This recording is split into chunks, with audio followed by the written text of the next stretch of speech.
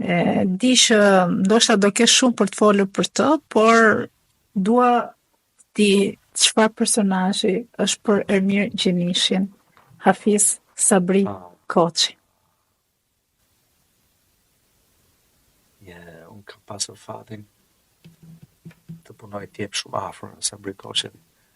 Kam qenë në kryetar e Komitetit Musliman nga viti 2000-2005.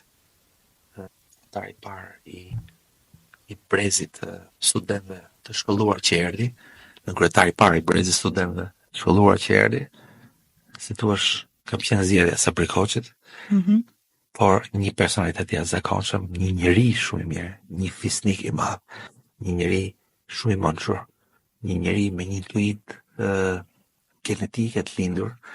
Imagjinoni Anisa, ai kishte më shumë se 20 vjet që ishte kaluar në përbuzje, ai nuk kishte kur urrëtie, nuk përmendte kur emra, nuk fliste kur me urrëtie për njerëzit. Kur. Ishte njëri që qëndronte parimeve. Ishte shumë fetar, dhe por fetar i shkolluar, fetar i zgjuar. Shpesh herë bëre mirë që më kujtohem çove në ato vite. Janë nga pjesët më të mira të jetës time në Shqipëri, për herë vërtetës, e kam thënë konfidencë.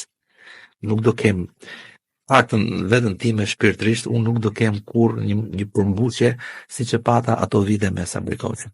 Ishte një botë komplet tjetër, një njeri që nuk vjen më sipër.